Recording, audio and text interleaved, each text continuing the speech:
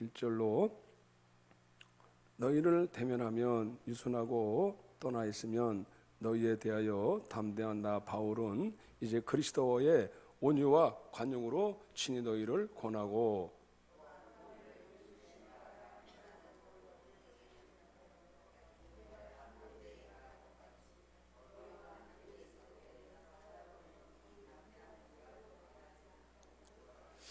우리가 육신으로 행하나 육신에 따라 싸우지 아니하노니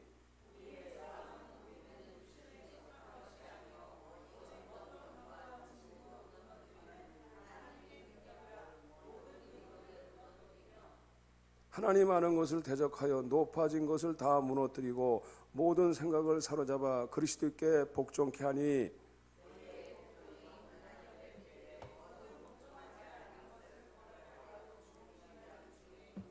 너희는 외모만 보는도다. 만일 사람이 자기가 그리스도께 속한 줄을 믿을진대 자기가 그리스도에게 속한 것 같이 우리도 그러한 줄을 자기 속으로 다시 생각한 것이라.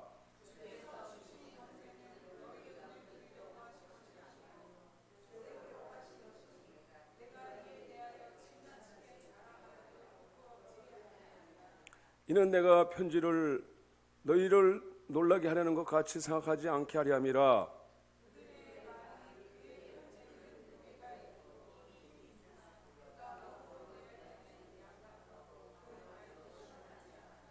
이런 사람은 우리가 떠나 있을 때에 편지들로 말하는 것과 함께 있을 때에 행하는 일이 같은 것임을 알지라.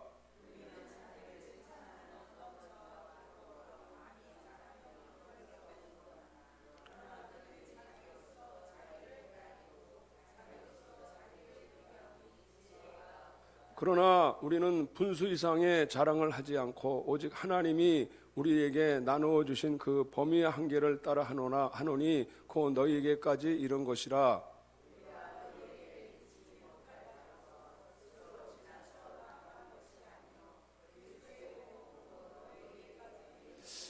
우리는 남의 수고를 가지고 분수 이상의 자랑을 하는 것이 아니라 오직 너희의 믿음이 자랄수록 우리의 규범을 따라 너희 가운데 더욱 풍성해지기를 바라노라.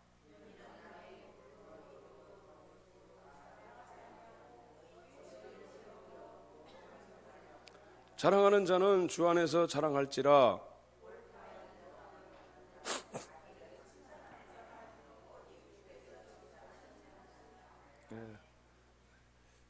예, 9월 달인데도 10월 달입니다.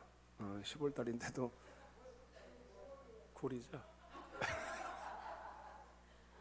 시간 가는 줄 모르겠는데 예, 시간이 빨리 가는 것 같아요. 덥네요, 그죠? 아직도 굉장히 덥습니다. 그 예수님의 제자는 12제자였습니다. 그리고 예수님께서 이제 돌아가신 후에 예수님께서 그 모든 제자들에게 사도직을 계승하셨어요. 예수님이 살아계실 때는 그들을 제자로서 부르셨지만은 이제 모든 권세와 능력을 제자들에게 위임하시고 그리고서 이제 예수님이 올라가셨습니다. 성령으로 이제 그들에게 함께 하셔서 주님께서 그들을 사도로서 부르셨습니다. 그래서 사도직 초대교회는 사도직의 그 정통이 굉장히 권위가 있었습니다. 그리고 또한 이 바울도 한 사도로서 하나님이 직접 부르셔서 하늘에서 직접 부르심을 받고 사도로서 계승을 받았습니다. 그런데 이 고린도 교회가 이 사도직에 대해서 바울에 대해서 그걸 의협심을 가지고 의혹을 가지고 자꾸 이렇게 사도에 대해서 사도에 대해서 이제 의혹을 가지고 이제 폄하하고 자꾸 비난하는 소리가 그에게 들려왔어요.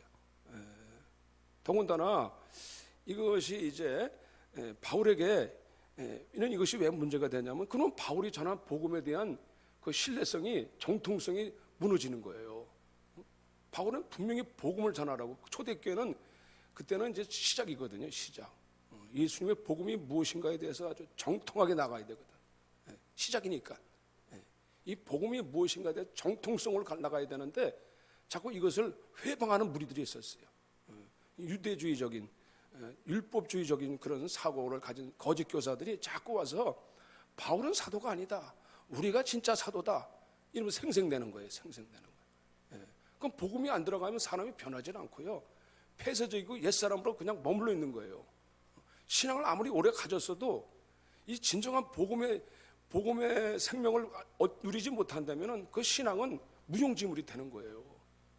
고린도 교회도 역시 그 거짓 교사들이 들어와서 자꾸 그 바울을 자꾸 폄하하고 비방하면서까지 바울이 뭐가 문제가 있다. 물론 여기서 다 우리가 거론 못하겠지만은 심지어 보면은 어떻게 뭐라고 말하고 있냐면 그들의 말이 그랬어요. 10장 10절에 보면 그들의 말이 그의 편지들은 그러니까 여기 바울을 가리키는 거예요.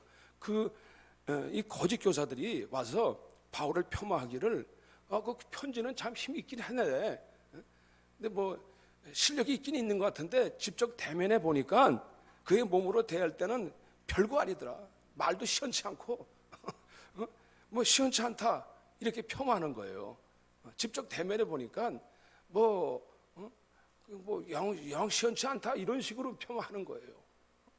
근데 사실은 바울은 실제적으로 뭐 편지로나 그 대면을 했어도 항상 동일했었거든요.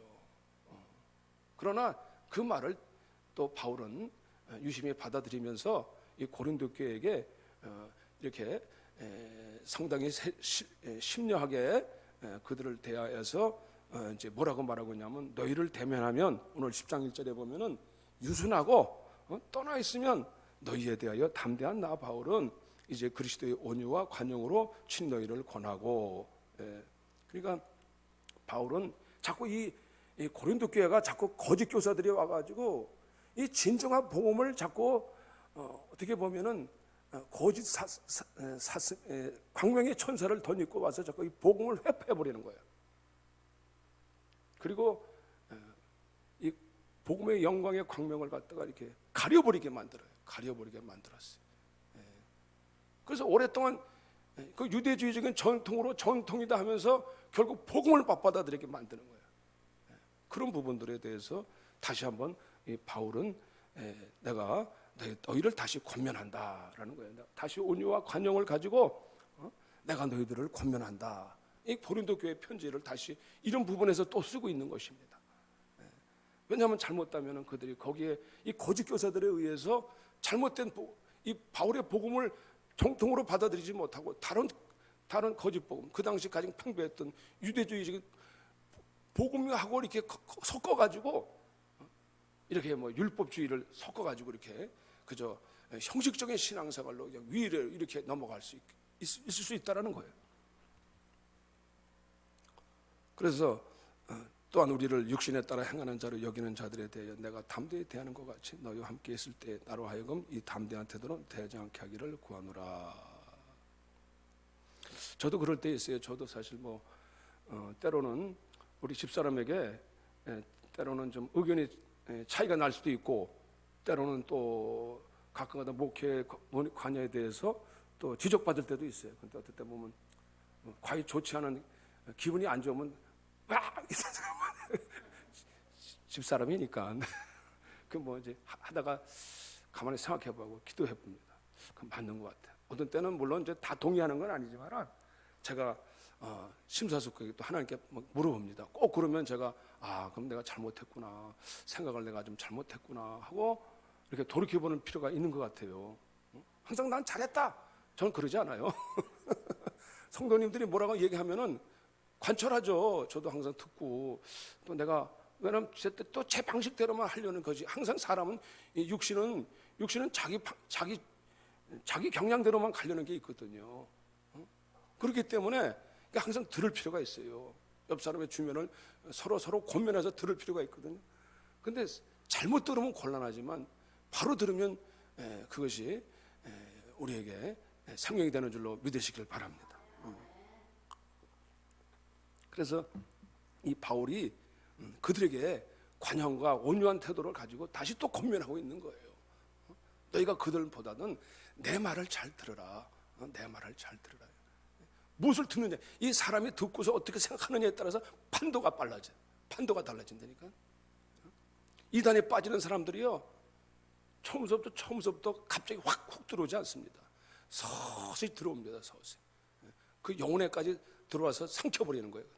서서히 뭐 친구하자, 우리 놀이하자, 밥 사준다, 얼마나 구조적으로 체계적으로 얼마나 잔입해 들어오는지 몰라요. 그 사람들도 한꺼번에 와서 뭐 성경 공부합시다. 그렇게 요즘 그렇게도 안 한대요. 처음부터 우리 친하게 지내봅시다 하고 같은 공통된 부분 찾아가면서 얼마나 아주 철저하게 그러면서 서서히 사람의 마음을 사로잡아야 돼. 마음을 사로잡는다. 그래놓고 거짓을 갖다 쏙 넣어버리면 그 마음을 한번 빼앗겨버리면은 그 거짓도 진실로 들릴 수가 있다니까요. 왜냐? 신앙에 내가 확신이 없는 사람들, 특별히 신앙이 없는 사람들 걸리는 거죠. 확신 있는 사람은 거기 안 걸립니다. 분명히 내가 거듭나고 성령에 확신이 있고 내주와 성령님이 교통하고 내 안에 한 사람은 그게 걸릴 이유가 없죠. 그러나 신앙을 아직도 그냥 이게 또 방황하고 있는 사람들, 교회를 다녀도 방황하는 사람들이 많거든요. 그러면 영락 없이 그냥 가서 채 나가는 거예요. 채 나가요. 걸려버립니다. 의외로 무섭습니다. 우리가 육신대로 행하나 육신에 따라 싸우지 않으니. 근데 이 바울은 이것을 가지고 그들과 와서 변론하고 다투고 따지고 싸우지 않았어요. 이 부분을 가지고 직접 대면해서 내가 옳다, 내가 이걸 맞고 따진다고 되는 부분이 아니거든요. 이미 따진다고 될 부분이 아니에요. 그래서 어떻게 싸우느냐? 우리의 싸우는 무기는 육신에 속한 것이 아니요 오직 어떤 견고한 진도 무너뜨리는 하나님의 능력이라 그랬어요. 이 바울에게 있어서는 이제 육신대로 싸우지 않는데 혈과 육이 에베소서 6장 10절에서도 우리의 씨름은 혈과 육을 상대하는 것이 아니라 그랬어요. 우리가 자칫하면 신앙생활을 하면서 이 원수가 공격할 때 물론 사람을 통해서 우리에게 인신 공격도 할 수 있고 또 우리를 관계를 부인할 수 있고 더럽힐 수도 있어요. 더럽힐 수 있지만은 그러나 가장 우리의 문제는 근본적인 문제를 정말 우리가 무엇과 씨름해야 되느냐? 사람하고 씨름하는 게 아니라 우리의 씨름은 혈과 육을 상대하는 게 아니라요. 왜냐? 영적 상대는 우리를 영적으로 결국 우리 영혼의 문제를 건드려서 우리를 결국 넘어뜨리려고 하는 거예요. 넘어뜨리려고 한다. 그래서 우리는 혈과 육을 상대하는 것이 아니요 통치와 권세와 어둠의 세상 주관자들과 하늘에 있는 악한 영들에 대한 우리의 씨름은 악한 영들에 대한 싸움이라 상대함이라 악한 영들에 대해서 상대함이라 이걸 잘 알아야 됩니다. 바울은 직접 싸우지 않았습니다. 그래서 바울은 우리의 지금 싸우는 무기는 육신을 가지고 싸우는 게 아닙니다. 이제 어떤 그들에게 들어간 잘못된 사고, 생각, 잘못 관철된 부분들을 이것을 깨트려야 되는 것입니다.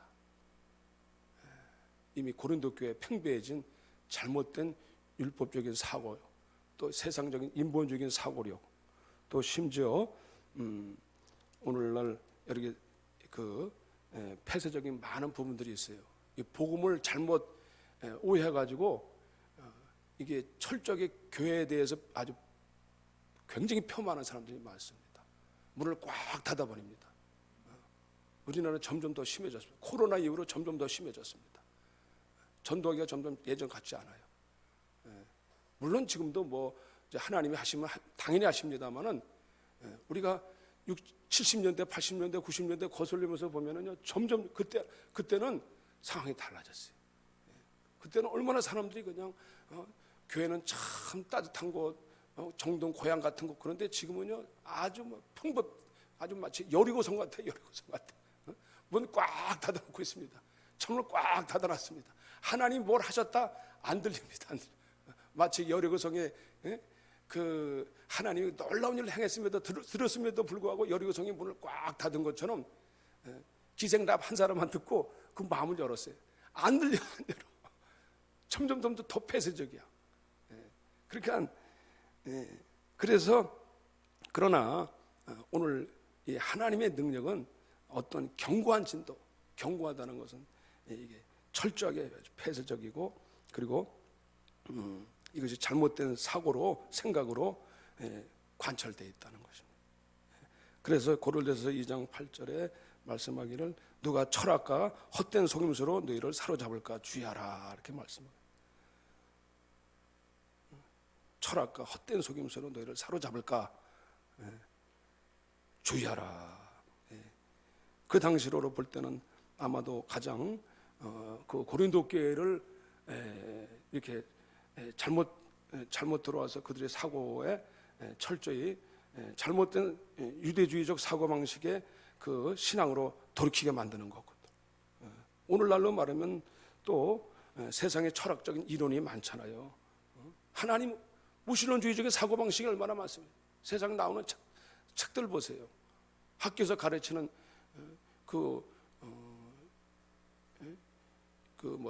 무신론적인 사고 방식이 얼마나 많습니까? 안 들어오게끔 만들어. 거부한다는 거예요. 그리고 철저하게 세상적인 자기 전통 의식으로, 전통 방식으로 이제 내 경험, 내 지식, 능력만을 의지하라. 이것이 철저하게 우리 안에 쇠뇌되어 있어요. 들어와 있어요. 우리가 잠깐 말씀을 우리가 말씀 앞에 떠나가면요, 금세 세상 지식으로 금세 가득 차버린다니까요. 세상 이론으로 가득 차버린다니까요. 우리가 귀를 조금만 닫아버리잖아요. 나는 하나님 믿고 있는다고 하는데 하나님 말씀 우리가 집중하지 않고 하나님 말씀 안 들리면은 금세 세상 지식이 우리 들어와서 세상 지식이 나를 사로잡아 버려요. 세상 이론이 나를 사로잡아 버려요. 하나님과의 교통이 그냥 깨져버립니다. 말씀이 들어오지 않으면 우리는 그만 그냥 무지해버리고 감각 없어버렸어요. 뿐만 아닙니다. 그래서 여기 보면은 우리는 이 세상은요, 세상 눈에 보이는 것만 보이는 거예요. 밖에 것만 보이는 거예요. 그래서 이 경고한진이 무엇이냐면 이것들을 가리키는 거예요. 경고한진. 세상 이론, 모든 이론들, 모든 높아진 것들, 하나님의 대적하에 높아진 것들, 자기가 배운 학식, 학력, 자기가 뛰어난 가진 실력, 미모,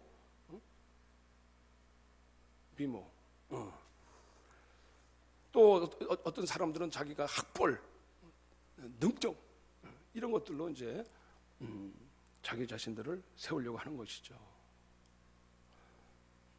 그래서 이것들이 여기 뭐라고 말씀하고 있어요? 여기 7절에 너희는 외모만 보는도다 그랬어요. 외모만 보는도다. 고린도 교회, 고린도 교회만 그렇게 했습니까? 우리가 모든 사람들이 다 그렇죠. 사람은 외모를 볼 수밖에 없어요. 그래서 여기 보면은 이제 사람들은 외모를 자랑할 수밖에 없어요. 모든 판단이 눈에 보이는 것으로 다 그걸 자랑하려고 그래요. 자랑하라.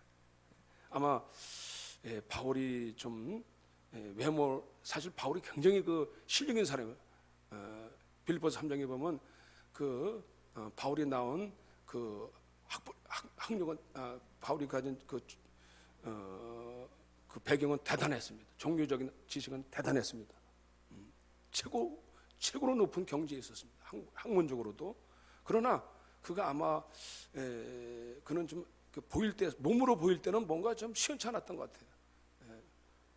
아마 그가 들리는 말로는, 그가 전설적으로 들리는 말로는 코가 외부리 코였고, 그 초상화가 하는데 코가 이렇게 코가 외부리 코고 대머리였더라고. 대머리라고 용서하세요. 대머리라고 한번 생각은 아닌데, 대머리도 개성이 다 대머리 하시는 분인데 그렇게 생겼어요. 그러니까 뭔가 이렇게 외모가 훤칠해야, 훤칠해야 되는데, 글쎄 하여튼 그러니까 너희는 외모만 보는도다. 사람을 자꾸 평가할 때 외모만 보는도다 하고, 사람들은 자꾸 자기 자신을 드러내려고 그래요.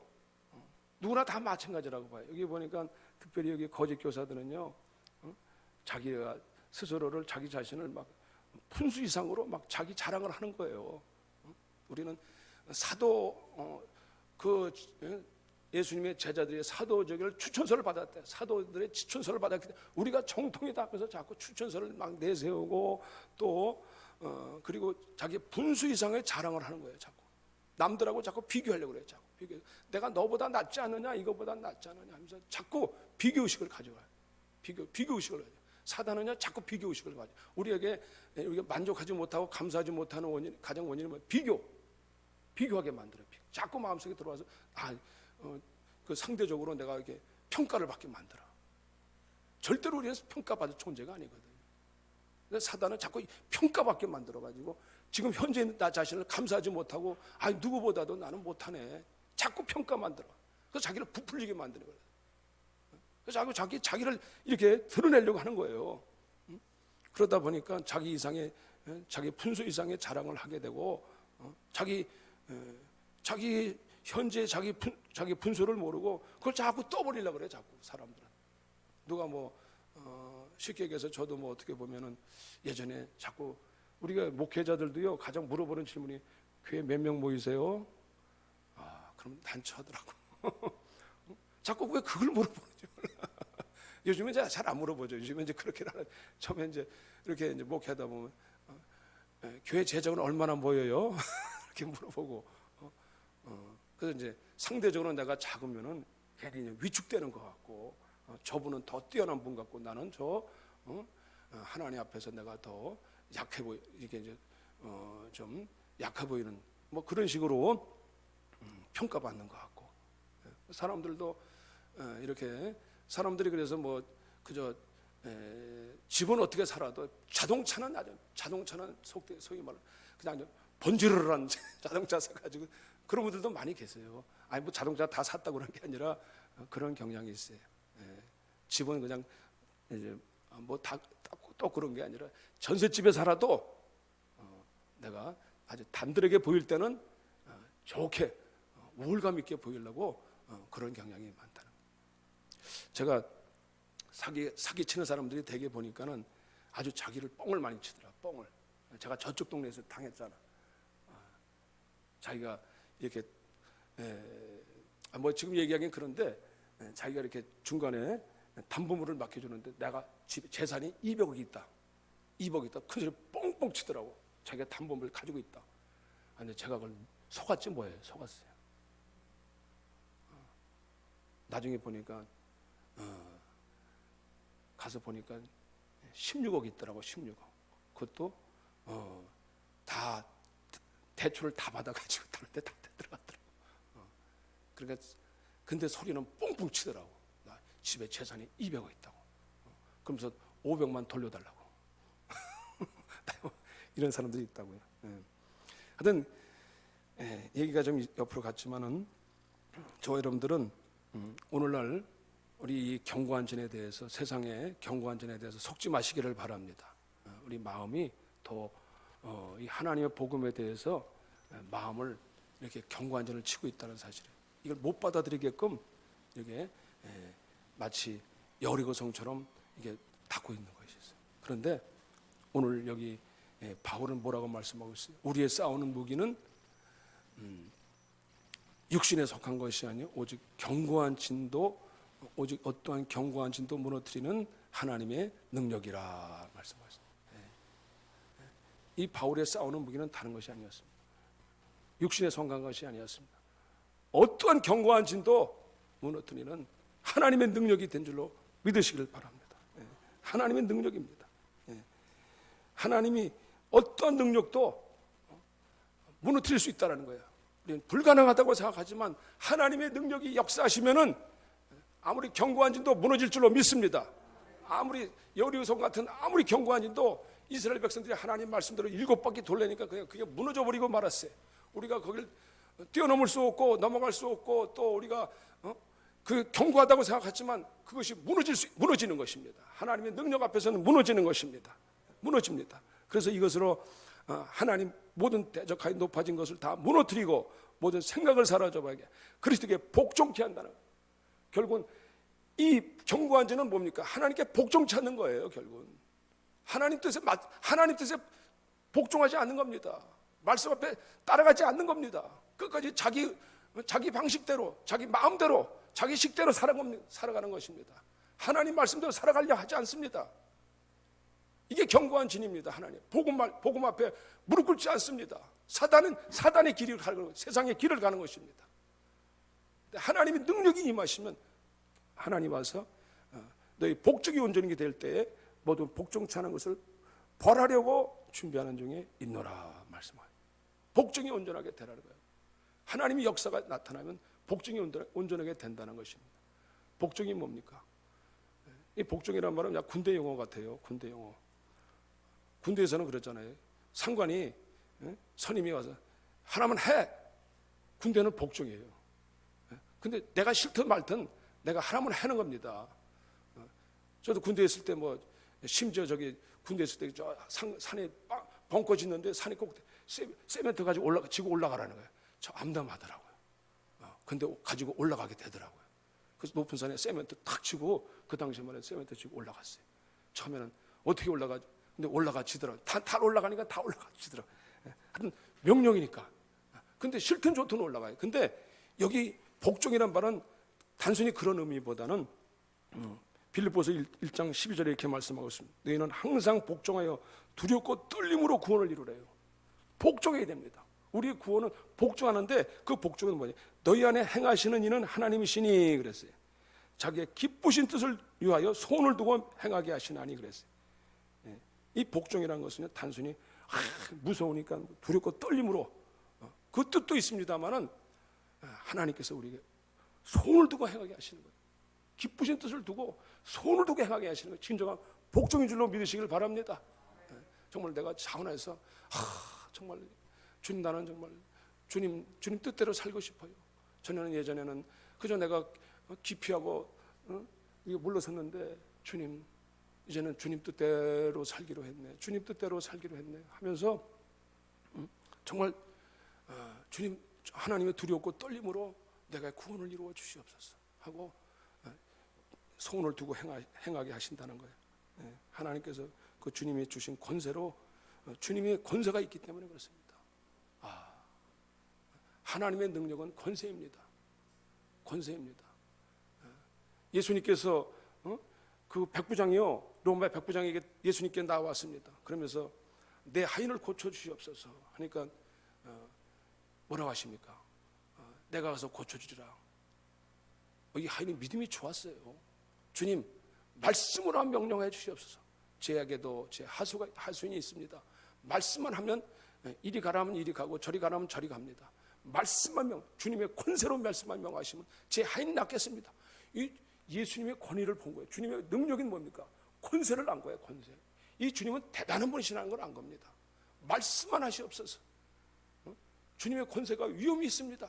말씀만 하시면 이 땅에 안 될 것이 없습니다. 주님 말씀만 하시옵소서. 내가 이만한 믿음을 보지 못했도다. 네 하인이 지금 나았도다. 가라. 얼마나 휴대한 믿음입니까? 주님을 최고로 그분이 어떤 분인 걸 알았다는 거예요. 그 많은 종교 지도자들이 있었지만 주님을 절대로 우습게 보았습니다. 주님을 절대로 목수의 아들로 봤지 하나님의 아들로 보잖아. 근데 그 당시에 예수님을 하나님의 아들로 보고 말씀한 권세가 있습니다. 말씀하시면 어떤 것도 다 이루어집니다. 주님의 능력이 어떠한 것을 알 수 있습니다. 이 땅에 있던 세상 통치, 권세, 능력 그 모든 것을 어떤 것 앞에서도 주님은 다 무릎 꿇게 된다는 사실을 아시기를 바랍니다. 우리 빌립보서 1장에도 보면 에베소서 1장 19절에서도 하나님의 능력이 어떤 것을 알라. 하나님의 베푸신 능력이 어떤 것을 알다는 거예요. 그 능력이 어떤 것을 우리가 알아야 돼요. 그 권세가 있다는 거예요. 하나님은 능력은. 권세를 가지고 이 세상의 통치자, 권력자, 어떤 어둠의 세력의 영들도 주님의 말씀 앞에서 그대로 무릎 꿇게 된다는 사실을 아시길 바랍니다. 주님께서 십자가를 지신 거는 이 세상의 모든 악한 원수 사단의 마귀를 머리를 깨트렸다는 거예요. 깨트렸다는 거예요. 머리를 밟아버린 거예요. 힘을 못 쓰게 밟아버린. 우리가 그래서 우리는 권세는요. 이 주님의 십자가 앞에 나가면 주님의 말씀대로 내가 복종하며 살겠습니다. 이제는 내 원대로 내 욕심과 내 소욕대로 사는 게 아니라 십자가 앞에 나가서 내가 주님의 통치 아래 살겠습니다. 주님의 권세 아래 살겠습니다. 이걸 인정하는 거예요. 그게 안 되면 아직까지는 내 안에서 내 견고한 진이 내 안에 살아가지고 하나님 날마다 자기 욕심대로 자기 생각대로 자기 방식대로 내려놓지 못해. 내가 내려놔야 됩니다. 깨져야 됩니다. 무너지면 주님의 권세 앞에 무너지면 우리를 세워주실 줄로 믿으시길 바랍니다. 주님이 우리를 무너뜨리려고 하는 게 아니에요. 십자가 앞에서 우리를 죽이려고, 내가 그리스도 앞에 사망 가운데 우리를 그리스도와 함께 살리셨으니 우리를 다시 살리려고, 세우시려고 우리를 무너뜨린 줄 아시길 바랍니다. 내 것을 무너뜨려야 주님 것이 세워지는 거예요. 주님이 세워져야 됩니다. 내 안에 주님의 말씀과 권세가 세워져야 돼요. 그렇지 않으면 우리가 그냥 하찮게 여기고 하나님의 말씀, 하나님의 권세 그거 우습게 보지 않습니까? 오히려 세상의 화려한 경력, 지식, 학벌 이게 더 크게 보이니까 코방울 끼는 거예요. 와닿지도 않아요. 그랫동안 신앙생활을 하면서도 내가 좀 집에 돈 좀 벌어놨다고, 안정되었다고 하나님을 경멸하면 하나님이 혼내십니다. 왜? 하나님이 우리를 사랑하시기 때문에. 그래서 두렵고 복종에 항상 두렵고 떨림으로 구원을 이루라고 말씀합니다. 하나님은 우리를 무너뜨리려고 하는 게 아니라 세우시려고 저와 여러분들을 부르신 줄로 믿으시길 바랍니다. 그리스도 안에서 세워지시길 바랍니다. 하나님의 권세가 저와 여러분들이 말씀과 능력이 우리를 세우실 줄로 믿으시길 바랍니다. 나의 이론, 나의 생각들 이것이 날마다 십자가 앞에서 무너져야 돼요. 깨져야 돼요. 이거 무너지지 않으면 자꾸 이것들이 자꾸 내 안에서 집요하게 나를 이렇게 내게 와서 그냥 이걸 자꾸 따지고 싸우고 그러니까 상처가 나고 막 아픈 거예요. 제가 보면 뭐 이건 해당되는 얘기인지 모르겠지만 요즘 보니까 김창옥 강연하고 다니는 분이 계시더라고요. 근데 그분이 이렇게 자기가 그러더라고요. 자기가 강연을 잘하는 이유가 사실은 자기가 실력이 있어서가 아니고 처음부터 그분이 굉장히 솔직하고 아주 솔직하게 아주 진솔한 부분이 있어요. 보니까 자기 부모 얘기를 자주 하더라고. 보니까 몇 번 들어봤는데 자기 부모 얘기를 자주 하더라고요. 자기 부모가 아버지가 정말 아버지는 너무나 대화가 없었대요. 전혀 살면서 한 번도 대화가 없었대요. 뭐 옛날 아버지가 아니라서 그리고 또 청각 장애가 있어가지고 한 번도 날마다 맨날 그 그림책은 잘 봤대요. 그림책 고스톱. 그러면서 이제 그러나 아버지하고는 한 번도 대화를 없었대요. 대화가 없었대요. 옛날 어른이나 옛날 아버지라 그런지는 몰라도 하여튼 오늘날도 보면은 이제 오늘날은 안 그렇잖아요. 우리가 소통 너무 못 몰랐다는 거야. 너무 어머니는 되게 굉장히 유머스러웠나 봐요. 근데 어머니도 대화가 없는 분이래. 한마디 딱 하고 말았대. 너무 못 몰랐대. 너무 못 몰라서 자기 어떻게든지 소통해 보려고 이걸 이제 소통의 길을 찾다 보니까 유명한 이 연사가 그 강연사가 강연하는 사람이 된 거예요. 그러다 보니까 뭐 자기 말을 했는데 오늘날도 보면은 사실 우리가 이 땅에 살아가면서 사실 저와 여러분들이 우리 자신들을 볼 때 부족한 부분을 우리가 정말 우리가 부족하니까 하나님을 우리 하나님 은혜를 찾게 될 때 거기서 우리가 그리스도 안에서 우리 자신을 만나게 될 줄로 믿으시기를 바랍니다. 우리가 그리스도 안에서 만나게 되는 거예요. 그리스도가 우리는 남의 것 가지고 되는 게 아니라 자기 것도 아닌데 그냥 자꾸 뭐 되도록이면 자꾸 사람들에게 뭔가를 드러내려고 하는 것들이 너무 많잖아요. 그러니까 감사가 없는 거예요. 근데 우리 정말 그리스도가 우리 안에 계실수록 정말 그 안에서 믿음이 자라면 자랄수록 얼마나 그 안에서 풍요해지는지 몰라요. 이것을 경험해 보라는 거예요. 그래서 이 복음으로 이 바울은 어떻게 해서든지 고린도 교회를 복음으로 세우려고 이제 너에게 나아가기를 원하노라 하면서 이 안에서 그리스도 안에서 세워지기를 원하는 줄로 믿으시기를 바랍니다. 기도하시겠어요. 하나님 감사합니다. 저희들이 정말 다시 한번 이 땅에 살아가면서 우리에게 견고한 진이 무엇입니까? 오늘도 이 세상을 살아가면서 세상 지식, 세상 이성, 세상 경험, 세상 지식, 경험, 학벌, 물질 이것들이 먼저 우리 마음을 차지하고 하나님 앞세우고 하나님 이것으로 나를 세우려고 했습니다. 하나님, 그것 때문에 하나님, 정말 하나님이 그리스도 안에서 내 안에서 세워지지 못한 것이 있습니다. 주님, 그리스도의 권세로 나를 세우게 하여 주시옵소서. 참된 그리스도의 주신 권세로 나를 세우게 하여 주시옵소서.